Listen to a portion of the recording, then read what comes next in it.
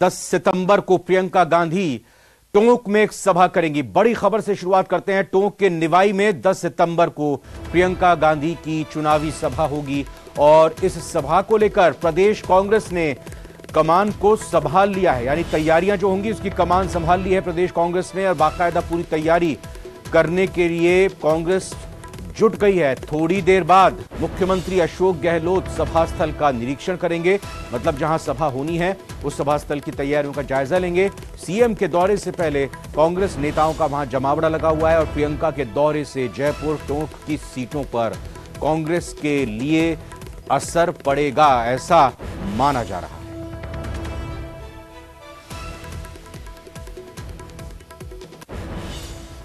चुनावी अभियान में कोई कसर ना रहे, इसको लेकर के लगातार अखिल भारतीय कांग्रेस कमेटी की नजर राजस्थान पे बनी हुई है। वहाँ पे खड़गे साहब के नेतृत्व में, राहुल जी के नेतृत्व में, प्रियंका जी के नेतृत्व में लगातार लोग काम कर रहे हैं। भारी उत्साह है और उत्साहवर्धन के लिए लगातार दौरे हमारे राष्ट्रीय नेताओं के हो रहे हैं और प्रियंका गांधी जी भी इसी कड़ी में यहाँ पे पधार रही हैं। ये एक ऐसा स्थान है जहाँ पे आप समझ सकते हैं कि चारों तरफ के एक बड़ा क्षेत्रफल जो है उसके लोगों को प्रभावित किया जा सकता है। तो स्वर्णिम चतुर्वेदी जानकारी देते हुए कि किस तरह से कांग्रेस की प्रदेश इकाई यहां टोंक के निवाई में आगामी 10 सितंबर को होने वाले प्रियंका गांधी के चुनावी दौरे को लेकर, इस चुनावी सभा को लेकर तैयारियों में जुटी हुई है। साफ तौर पर जब कोई सभा होती है तो उसके लिए तैयारी बेहद जरूरी होती है। सुरक्षा का तो ख्याल रखा ही जाता है, बल्कि इसके अलावा किस तरह से जो वीआईपी मूवमेंट होगी, जो नेता आएंगे, इसके अलावा जो बड़ी संख्या में कांग्रेस के समर्थक, कांग्रेस के कार्यकर्ता और आम लोग वहां पहुंचेंगे प्रियंका गांधी को सुनने के लिए, उस लिहाज से भी यहां पर तैयारियों का जायजा लिया जा रहा है। व्यवस्थाएं दुरुस्त रहें उसकी कोशिश पूरी तरह से की जा रही है।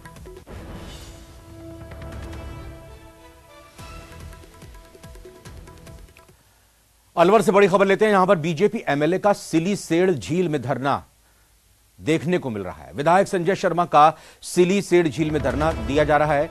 झील के लाइट पॉइंट पर पानी के बीच में वो धरना दे रहे हैं। 38 करोड़ की योजना को लागू करने की उनकी तरफ से मांग है और इसी मांग को लेकर वो धरने पर बैठे हुए हैं। पानी के लिए बनाई गई योजना की मंजूरी की वो मांग कर रहे हैं। तो आपको बता दें, विधायक संजय शर्मा बीजेपी के विधायक हैं, वो इस वक्त सिलीसेड़ झील पर धरने पर बैठे हुए हैं।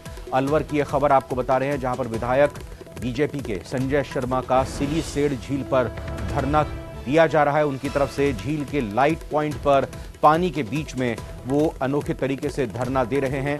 तो अपनी मांग वो मनवाना चाहते हैं। उनका कहना है कि 38 करोड़ की योजना को लागू किया जाए और पानी के लिए बनाई गई योजना की मंजूरी की उनकी तरफ से मांग की जा रही है।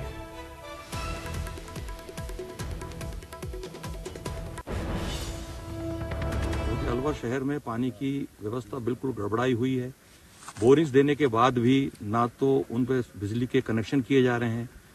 70 के करीब बोरिंग पड़ी हुई हैं, लेकिन बिजली कनेक्शन के अभाव में उन बोरिंग्स को शुरू नहीं किया जा रहा है। पेयजल की जो योजना है सिलीसेड़ अलवर, जो पेयजल योजना 38 करोड़ की योजना, उसको स्वीकृति प्रदान करने के लिए, मुख्यमंत्री जी तक बात पहुंचाने के लिए, अलवर शहर की जनता की गुहार पहुंचाने के लिए आज हम लोग सिलीसेड़ स्थित बांध के बीचों बीच लाइट हाउस पर धरने पर बैठे हैं। इस खबर पर अपडेट लेते हैं, जानकारी लेते हैं। राजेंद्र शर्मा से जानकारी लेने की कोशिश आगे करेंगे, लेकिन आपको बता दें कि सिलीसेड़ में बीजेपी विधायक को आपने सुना, उन्होंने बताया कि यहां लाइट पॉइंट पर, लाइट हाउस पर धरने पर बैठे हुए हैं। 38 करोड़ की योजना को लागू किया जाए, ये उनकी तरफ से मांग है।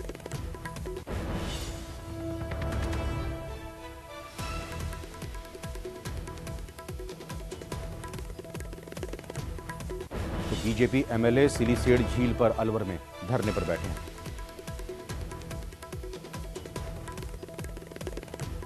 और इधर बिजली की समस्या को लेकर और साथ ही साथ किसानों की समस्या को लेकर मंत्री, प्रदेश सरकार के मंत्री, राजस्थान सरकार के मंत्री अशोक चांदना धरने पर बैठ गए हैं। और वहीं धरने से पहले मंत्री अशोक चांदना ने अपने समर्थकों के साथ जुलूस निकाला और कलेक्ट्रेट के सामने धरने पर बैठ गए। मंत्री चांदना से जयपुर से उच्च अधिकारियों से वार्ता चल रही है। आपको बता दें कि इससे पहले भी उनकी नाराजगी अशोक चांदना के सामने आई है। उनका कहना है कि उनके क्षेत्र के लोगों को बिजली की समस्या से 2-4 लगातार होना पड़ रहा है, शिकायतें की जा रही हैं, लेकिन उसका समाधान नहीं निकाला जा रहा है। इससे पहले भी कलेक्टर के साथ मंत्री अशोक चांदना ने वार्ता की थी 2 दिन पहले, लेकिन वो वार्ता कामयाब नहीं हो पाई और लगातार जस की तस बिजली की समस्या बनी हुई है। इलाके के लोगों के में, क्षेत्र के लोगों में काफी नाराजगी है बिजली की समस्या को लेकर और साथ ही साथ अब धरने पर मंत्री अशोक चांदना खुद बैठ गए हैं। बाकायदा पहले अपने समर्थकों के साथ वो जुलूस में शामिल हुए, फिर जाकर धरने पर बैठ गए। बिजली समस्या को लेकर उनकी तरफ से धरना दिया जा रहा है।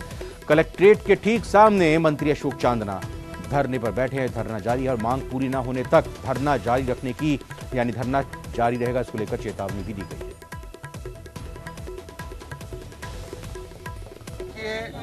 आज से 4 दिन पहले का वाकया आपको पता है।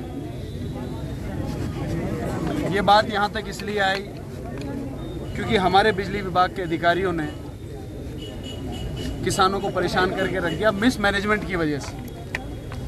जिले के जो एससी हैं उन्होंने गोरख धंधा बना रखा है। 300 जिस दिन हम लोगों ने ट्वीट किया कि हम आंदोलन करेंगे, उस दिन 330 डीपीयां जिले के बिजली विभाग के अधिकारी के पास में थी, लेकिन किसानों को दी नहीं। 60 डीपीयां हमारे जिले की नहीं बंटने की वजह से आला अधिकारी जयपुर के लोगों को लगा शायद यहाँ समस्या नहीं होगी, दूसरे जिले में डाइवर्ट होगी। ये मिसमैनेजमेंट किसका रहा? जिले के बिजली विभाग के अधिकारी। और निरंतर मुझसे झूठ बोलते रहे। हिंडोली नैनवा के अंदर केवल 520 डीपीओ की शॉर्टेज कर दी और पूरे जिले में 800 डीपीओ की शॉर्टेज कर दी। बड़े बड़े जिले भी हैं, कोटा, बारा, हमसे हाड़ौती में बड़े जिले भी हैं। उन बड़े जिलों में भी बिजली आपूर्ति इतनी खराब नहीं है। तो ये सरकार लेवल की, पूरे विभाग लेवल की नहीं है, केवल एक जिले के अधिकारी की मनमानी जो थी वो चल रही थी। चैन सिंह हमारे संवाददाता जुड़ चुके हैं इस खबर पर, उनसे हम जानकारी लेते हैं। चैन सिंह, न सिर्फ ये मसला एक विधायक जो कि मंत्री भी हैं उनसे संबंधित है, वो शिकायत लगातार कलेक्टर से और बिजली विभाग से लगा रहे हैं। दूसरा, राजनीतिक तौर पर भी यह मसला है क्योंकि बीजेपी का कहना है कि ऐसा पहली बार हो रहा है कि एक मंत्री सरकार के धरने पर बैठे हुए हैं। अपडेट दीजिएगा, फिलहाल वार्ता भी चल रही है वहां। चैन सिंह, आवाज मिल रही है आपको ना? हाँ, बताइए साहब, अपडेट बताइए। राज्य मंत्री अशोक चांदना पिछले 1.5 घंटे से जिला कलेक्ट्रेट के बाहर अपने समर्थकों के साथ धरने पर बैठे हैं। उनका कहना है कि हिंडोली नैना विधानसभा क्षेत्र में जो बिजली का संकट गहरा है, इसके चलते क्षेत्र के किसान, आम लोग परेशान हो रहे हैं, लेकिन विद्युत विभाग के अधिकारियों की लापरवाही के चलते इस प्रकार के क्षेत्र में हालात बने हैं। ऐसे में जब तक जो हिंडोली नैना क्षेत्र की जो समस्या, विद्युत समस्या का समाधान नहीं हो जाएगा, जब तक वो धरने पर बैठे रहेंगे। उनका ये भी कहना है कि विद्युत विभाग के अधिकारी की लापरवाही के कारण जो क्षेत्र में जो 518 जो जले हुए ट्रांसफार्मर थे उनको नहीं बदला गया, जिसके चलते क्षेत्र में विद्युत संकट गहरा है। और इसके चलते क्षेत्र के किसानों की जो पक्की पकाई जो फसलें थी वो बर्बाद होने की कगार में पहुंच गई है। और क्षेत्र के किसान जो पानी के लिए जो दर दर भटक रहे हैं, इसके कारण से उन लोगों में आक्रोश हो रहा है। और वो लोगों की इसको देखते हुए, लोगों की पीड़ा को समझते हुए उनके साथ धरने पे बैठे हैं। उनका कहना है कि जो विद्युत विभाग के अधिकारी द्वारा वार्ता चल रही है और जब तक हिंडोली नैना विधानसभा क्षेत्र की जो पूर्ण रूप से विद्युत समस्या का समाधान नहीं होगा, वो धरने पे बैठे रहेंगे। जी चैन सिंह, ये जो बयान अभी हमने अशोक चांदना का सुनाया, आपने ही ये बयान यहाँ पर हमारे दर्शकों को आपके जरिए हमने सुनवाया है, उसमें उनका कहना है कि कोटा और बारा जैसे बड़े जिलों में आपूर्ति बिजली इतनी बाधित नहीं है, लेकिन ये बूंदी के साथ ही, उनके क्षेत्र के साथ ही सौतेला व्यवहार किया जा रहा है। उनकी साफ तौर पर शिकायत एससी बिजली विभाग से है। कलेक्टर के साथ उनकी 2 दिन पहले वार्ता भी हुई थी। तो प्रशासन और मंत्रालय से, विभाग से उनकी जो शिकायतें हैं, तो उन शिकायत करने वाले उन विभाग के अधिकारियों का क्या कहना है? कलेक्टर क्या कह रहे हैं, एससी क्या कह रहे हैं? जैसा कि इस संबंध में जो एससी जो जीएन बैरवा से बात हुई, उनका कहना है कि केंद्र राज्य मंत्री अशोक चांदना द्वारा 4 सितंबर को चेतावनी दिए जाने के बाद में जो रात को कलेक्टर साहब के जो चैम्बर में जो वार्ता हुई थी, उस वार्ता में जो हिंडोली नैनवा विधानसभा क्षेत्र में जले हुए 518 ट्रांसफार्मर बदले की संबंध में 4 दिनों में चर्चा हुई थी। लेकिन उनका पालना करते हुए 518 में से 426 ट्रांसफार्मर जो विद्युत विभाग द्वारा क्षेत्र में दे दिए गए हैं। और एससी गजानंद बैरवा का कहना है कि जो 90 ट्रांसफार्मर जयपुर से रवाना हो चुके हैं, जो देर रात तक जो बूंदी पहुंचेंगे और कल शाम तक जो शेष रहे हुए 90 ट्रांसफार्मर है वो भी दे दी जाएंगे। और उच्च अधिकारियों से मंत्री अशोक चांदना से वार्ता चल रही है। उम्मीद जता रहे हैं कि जल्दी ही समस्या का समाधान हो जाएगा। लेकिन मंत्री जी ने तो कहा है कि जब तक समस्या का समाधान नहीं होगा तब तक वो धरने पर ही बैठे रहेंगे। अब कल शाम तक अगर ये व्यवस्था होती है पूरी, तो इसका मतलब है कि कल शाम तक बैठेंगे क्या वो धरने पर, या फिर बात बन जाती है तो फिर पहले भी उठ सकते हैं? जैसा कि जो खेल राज्य मंत्री अशोक चांदना अभी जो लोगों को संबोधित कर रहे हैं, उन्होंने हिंट दिया है। उनकी जो दो मांग हैं, एक तो जो 1 माह तक जो क्षेत्र के किसानों को जिसने जो जानबूझ करके परेशान किया, यानी एससी विद्युत विभाग का एससी गजानन बहरा, उसको एपीआर किया जाए और हिंडोली नैनवा विधानसभा क्षेत्र में 100% विद्युत व्यवस्था में सुधार। चैन सिंह, बहुत बहुत धन्यवाद, आपने बहुत महत्वपूर्ण अपडेट और खबर पर जानकारी दी है। बहुत बहुत शुक्रिया चैन सिंह आपका।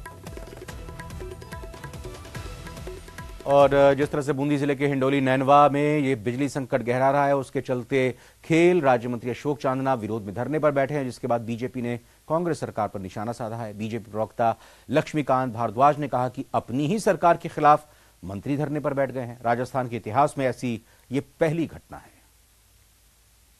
इतिहास में, भारत के इतिहास में ऐसी घटना पहले कभी हुई नहीं है कि सरकार का हिस्सा जो कि खुद सरकार में मंत्री है, वो अपनी ही सरकार के खिलाफ धरने पर बैठ गए हैं, यह आरोप लगाकर कि उनके क्षेत्र के जो किसान हैं, जो लोग हैं, उनको बिजली नहीं मिल रही है। राजस्थान की जनता, भारतीय जनता पार्टी पिछले 2 महीने से लगातार इस मुद्दे पर राजस्थान की सरकार का ध्यान आकृष्ट कर रही है कि राजस्थान के किसानों को बिजली नहीं मिल रही और उसके कारण उनकी फसलें खराब हो रही है। लेकिन राजस्थान की सरकार के कान पर जूं नहीं रेंग रही।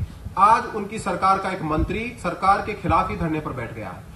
आप ये समझिए कि मंत्री बोलता है तो संविधान कहता है कि पूरा मंत्रिमंडल बोल रहा है। तो क्या पूरे मंत्रिमंडल की राय यह है कि पूरे राजस्थान में बिजली नहीं मिल रही है? और इस बीच कांग्रेस प्रदेश प्रभारी सुखजिंदर सिंह रंधावा पीसीसी पहुंचे हुए हैं और यूथ कांग्रेस के कार्यक्रम में वो शामिल होंगे। आगामी विधानसभा चुनावों की तैयारियों की बैठक लेंगे। इस दौरान उन्होंने कहा कि बैठक में यूथ कांग्रेस को आगे बढ़ाने पर चर्चा की जाएगी।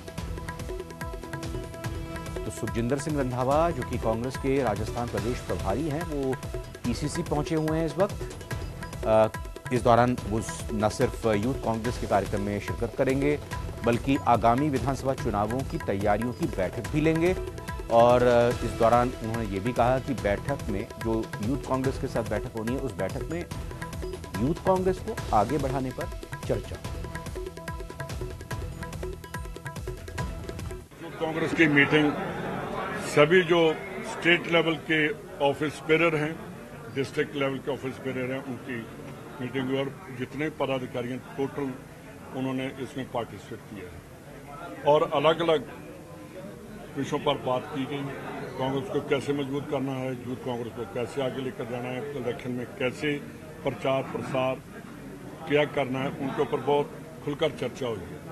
साथ ही मेरे को खुशी ये हुई कि तीनों जो हमारे कैंडिडेट थे, जिनको डेलीगेट पीसीसी यूथ कांग्रेस के डेलीगेट बनाया गया है प्रदेश, वो तीनों ही एक स्टेज पर बैठकर तीनों ने एक सुर में कहा कि कांग्रेस को हम आगे लेकर जाएंगे और जो बीजेपी का प्रचार, जो गलत उनके बयानबाजी, उसके ऊपर हम लड़ेंगे।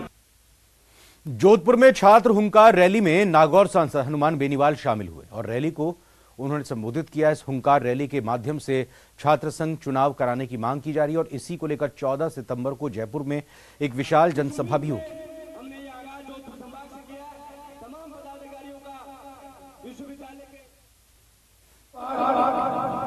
कि विरोधी पार्टी भारतीय जनता पार्टी उससे हाथ मिला ले। ये चुनाव ऐसे बंद नहीं हुए।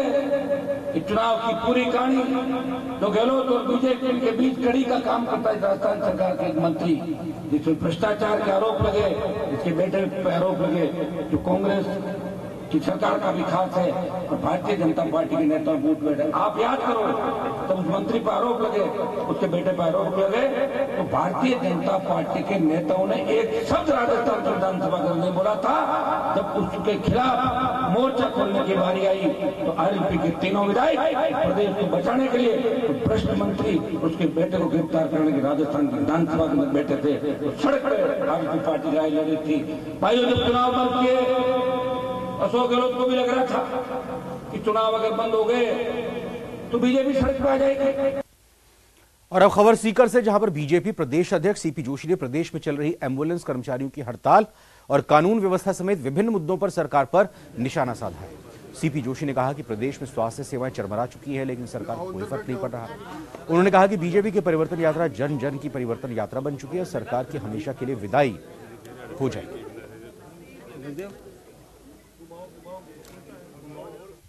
परिवर्तन यात्रा राजस्थान में इस नकारा, निकम्मी और भ्रष्टाचार सरकार को हमेशा हमेशा विदाई देने के लिए एक बड़ा कारक बनेगा। जिस प्रकार से अपार समर्थन मिल रहा है, उत्साह है लोगों में कि इस सरकार को हटाना है, जिस सरकार ने वादा खिलाफी की, जिस सरकार ने किसानों के साथ वादा खिलाफी की, जिस सरकार ने युवाओं के सपनों को रोंदा, जिस सरकार ने नारी की रक्षा नहीं कर पाई, जिस सरकार ने राजस्थान के विकास को अवरुद्ध कर दिया, जिस सरकार ने महंगाई, डीजल, पेट्रोल और बिजली सबसे महंगी कर दी, उस सरकार को हमेशा हमेशा के लिए राजस्थान से हटाना है। और ये आप देख रहे हैं कि एम्बुलेंस कितने दिनों से बंद है, स्वास्थ्य सेवाएं चरमरा रही है, लेकिन सरकार को कोई चिंता नहीं।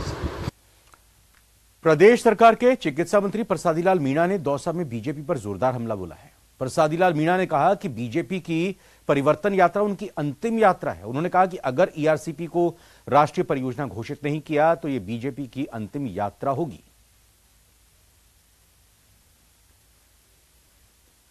विनाश काले विपरीत बुद्धि, अब बीजेपी की विनाश का वो आने वाला है, इसलिए विपरीत बुद्धि होगी। हमको इससे ज्यादा कुछ नहीं। बीजेपी का कोई बड़ा नेता नहीं है, सब छुटभइये हैं। ये मोदी जी जाकर नहीं कह सकते कि आप ईआरसीपी को राष्ट्रीय परियोजना घोषित करो, कह नहीं सकते। एक बार भी कहा पार्लियामेंट में, कोई बोला, एक शब्द बोला पार्लियामेंट में? इनके तो लगाम कसी हुई है मोदी जी। मोदी जी के नाम का भय पर घुसा हुआ है इनकी। मोदी जी के नाम से डरते हैं, कहीं ईडी नहीं आ जाए, कहीं छापा नहीं डल जाए, कह दे तो इनके भी ईडी आ जाएगी। अभी तो कांग्रेस के लोगों की आ रही है, इनके भी ईडी आ जाएगी, डरते हैं। ये सब डरपोक हैं। 13 जिलों के नेताओं में दम ही नहीं मोदी जी से जाके कह दे ईआरसीपी को राष्ट्रीय परियोजना होगी। काय के नेता हैं जो अपनी चीज जनता की बात को नहीं कह सकते? तो काय के नेता है? बीजेपी की तो अंतिम यात्रा निकल रही है, इसके बाद कोई यात्रा नहीं निकलेगी, अंतिम यात्रा है। कोटा के सांगोद विधायक भरत सिंह ने अपने समर्थकों को खुला पत्र लिखा है, जिसमें उन्होंने 12 और 13 सितंबर को भ्रष्टाचार का पुतला दहन करने का ऐलान किया है। साथ ही उन्होंने खुले पत्र में लिखा है कि अशोक गहलोत जिंदाबाद और गृह मंत्री मुर्दाबाद की आवाज को बुलंद करने का आह्वान किया है। इस पर बीजेपी सांसद राज्यवर्धन सिंह राठौड़ ने कहा है कि अब तक विधायक भरत सिंह क्यों चुप थे? क्या उन्हें भ्रष्टाचार में अपने हिस्से का इंतजार था? उन्होंने कहा कि पहले भी कई विधायक अपनी आवाज बुलंद कर चुके थे, लेकिन सरकार के कानों पर जूं तक नहीं रही। एक विधायक ने कई बार मुख्यमंत्री जी को पत्र लिखकर कहा कि खनन माफिया के सरगना आपके खनन मंत्री हैं। एक पोस्टर अभी वायरल हुआ था जिसमें लिखा था कि इन्हीं के एक विधायक ने लिखा कि मुख्यमंत्री जिंदाबाद, गृह मंत्री मुर्दाबाद। ये जो विधायक हैं, अब वही है कि मैं तो सिर्फ आकलन कर सकता हूं क्यों अभी तक चुप थे, और उससे मेरा आकलन यह है कि कहीं ना कहीं बंटवारे का इंतजार हो रहा था। अभी नहीं तो कल मिलेगा, लेकिन कुछ ना कुछ तो मुझे भी मिलेगा। बीजेपी नेता मनोज तिवारी उदयपुर में हैं और न्यूज 18 से मनोज तिवारी की एक्सक्लूसिव बातचीत हुई। उन्होंने कहा कि प्रदेश में परिवर्तन हो जाने जा रहा है। राजस्थान की स्थिति पर मनोज तिवारी ने गीत भी गाया। उन्होंने कहा, इस गीत के बोल थे, हाहाकार मची हुई है गली गली और गांव में, किसने यह अपराध फैलाया प्यारे राजस्थान में। आइए सुनते हैं एक्सक्लूसिव बातचीत। परिवर्तन यात्रा मेवाड़ में पहुंच चुकी है और मेवाड़ के मतदाताओं में जोश भरने के लिए और उन्हें बीजेपी के साथ जोड़ने के लिए आज दिल्ली के बड़े नेता और भोजपुरी फिल्मों के अभिनेता मनोज तिवारी उदयपुर में है। हमारे साथ में इस समय मनोज जी मौजूद है, उनसे बात करेंगे। मनोज जी, परिवर्तन यात्रा में शामिल होने के लिए आए, क्या लगता है कि परिवर्तन की ओर राजस्थान बढ़ रहा है? परिवर्तन बहुत आवश्यक हो गया है और हम जहां लग जाते हैं वहां परिवर्तन करा ही लेते हैं। मेरा इस मामले में बड़ा अच्छा रिकॉर्ड है। और देखिए, मैं राजस्थान आने के पहले मैं थोड़ा स्टडी कर रहा था, क्योंकि एक सांसद के नाते हम जाते हैं, प्रदेश के लोगों से बात करेंगे तो हमारे पास जानकारी होनी चाहिए हमें क्या बात करनी है। अब मैं जो मेरे पास डिटेल आया, मैं देख रहा हूं कि पूरे देश में सबसे ज्यादा कर्ज में डूबा हुआ प्रदेश कोई है तो राजस्थान है। अब इसके बाद आपको और कोई चीज अध्ययन करने की आवश्यकता नहीं। इसको समझ लें कि जिस प्रदेश का बजट ही लगभग 3 लाख करोड़ का हो और उसके ऊपर कर्ज 5.5 लाख करोड़ हो, जब वो सरकार ग्रहण किया हो उससे 2 लाख करोड़ ज्यादा और कर्ज ले लिया हो, कम करने की बजाय उस प्रदेश के, जिस प्रदेश के हर व्यक्ति पे लगभग 66,000 रुपए का कर्ज है और भरना उसी को पड़ेगा अल्टीमेटली। अभी तो राजस्थान में हम जहां देख रहे हैं, जिसका किसान कोई आता है बोलता है हमको झूठा वादा किया, हमारा कर्ज माफी करेंगे, झूठा वादा किया इस कांग्रेस सरकार ने, अशोक गहलोत जी की सरकार ने। तो मैं हैरान रह जा रहा हूं। और कई मामलों में, बलात्कार में राजस्थान नंबर 1, साइबर क्राइम में राजस्थान नंबर 1, पेपर लीक में राजस्थान नंबर 1, और ऐसी ऐसी 5 मैंने देखा, भ्रष्टाचार में राजस्थान नंबर 1। तब हमें समझ में आ रहा है कि अशोक गहलोत जी परेशान क्यों है। अब रोज सवेरे उनके पास रिपोर्ट आती होगी, वो चाहे जितना लास्ट के 2-3 महीने में वादा करें, रोज सवेरे उठते हैं तो रोज सवेरे जो सर्वे आती है उसमें उनकी सरकार जा रही होती है, तो रोज एक घोषणा करते हैं। लास्ट के 3-4 महीनों के घोषणाओं से सरकार नहीं बचती। जनता बड़ी समझदार है। और जो महिलाओं के प्रति अत्याचार का समाचार सुन रहा हूं, मैं एक कलाकार भी हूं भाई साहब, हमने बहुत सारे गीत गाए हैं बेटियों को बचाने के लिए, बेटियों की सुरक्षा के लिए, लेकिन राजस्थान में एक बेटी के साथ दरिंदगी होती है और एफआईआर दर्ज कराने के लिए विपक्षी पार्टियों को सड़कों पे आंदोलन करना पड़ता है एफआईआर दर्ज कराने के लिए। फिर आप न्याय क्या करोगे? और इसी खबर के साथ महाराष्ट्र राजस्थान के